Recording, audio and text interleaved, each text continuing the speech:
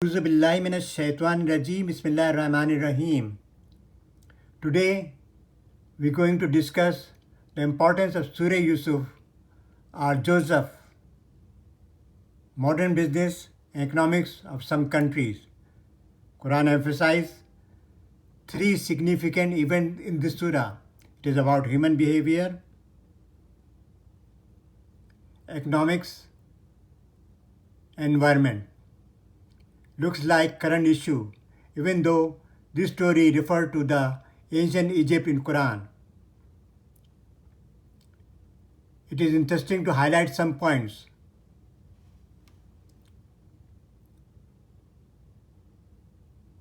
Verse number 7 mention there are signs in Yusuf and his brother's story who ask questions. Quran invites us to think and ponder about this story, analyze it for humanity benefits. When king saw a dream that 7 fat cows are eaten by 7 lean cows, and there were 7 green grains and 7 dry ones, next day he asked the interpretation of this dream from his court advisors. But they could not give him a proper answer. Prophet Yusuf was the only one who interpreted his dream while he was in jail. King, satisfied from his interpretation of the dream, where he said there would be 7 good years, there would be a lot of crops, and after that there would be 7 bad years, there would not be any crop. So he invited Prophet Yusuf to come to the court and appointed him on the treasure of Egypt. This way Allah gave him power all over the Egypt. Full detail of this surah is in Quran. I am highlighting some points here.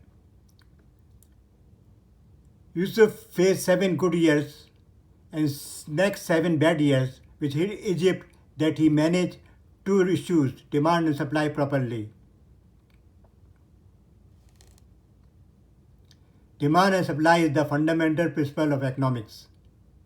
In this kind of situation, it is very difficult to manage demand and supply, but he managed it, he proved it, he saved humanity, he saved people from starving, which are very surprise subject for many experts. Second thing, human behavior is reflected on Yusuf and his brother throughout in this story. After 4,000 years pass, human behavior is the same, which surprises us. Human behavior is a great deal of study in economics and other subjects. This looks like relevant issue. Third thing is environment. When bad years hit Egypt, there was water shortage. Water at River Nile started receding. That made the whole environment change.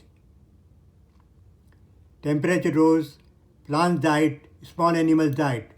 This ancient story and environment changes gave guidance to current issue, and water is the big issue in any environment. Another very important subject is trade. What Surah Yusuf mentioned, first indication of trade is when caravan pick up Yusuf from the well and sold him in Egypt for few dirhams. Yusuf and his brother were living in Palestine. The old name of Palestine is Canaan. It appears dirham was the common currency in that area and used it for all trades. Quran particularly refer dirham.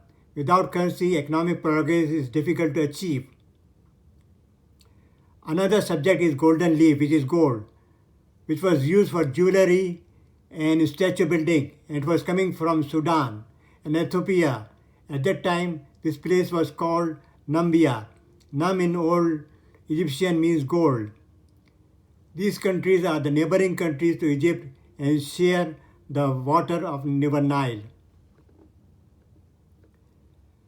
Second indication of trade, when Prophet Yaqub said to his son, Prophet Yaqub was the father of Yusuf, if you take Yusuf with you, I am afraid wolf would eat him. This showed there were jungles around Palestine at that time because wolves generally lives in jungle. Ancient Egyptians were using wood for different purposes, from construction to furniture making. Even for their dead ones, they were using wooden caskets. Recently, this wooden casket discovered with mummies. They did not have enough wood for all purpose. So if we take the ancient Egypt, there were not much wood. So they were importing wood from Palestine, which was brought from the surrounding jungles.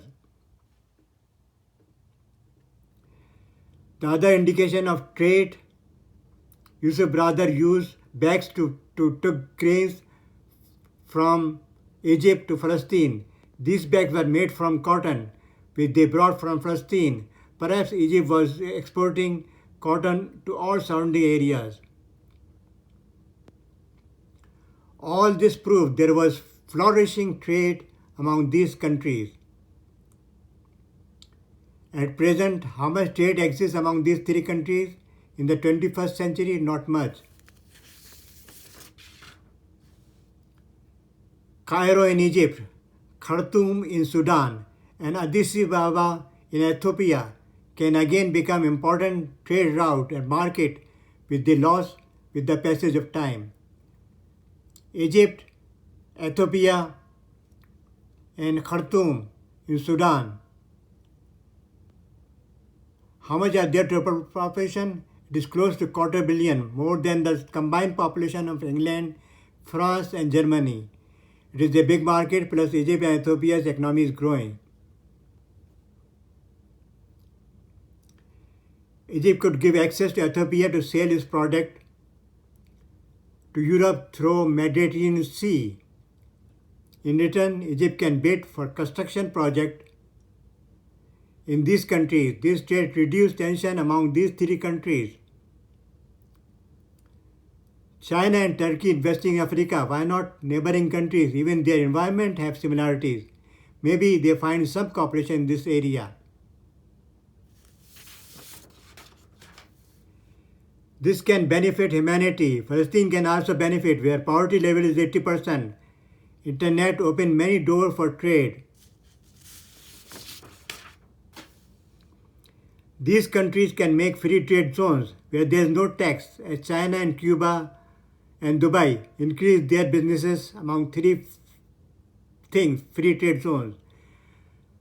Prophet Islam established market in Medina where there was no tax. Thank you very much for watching this video.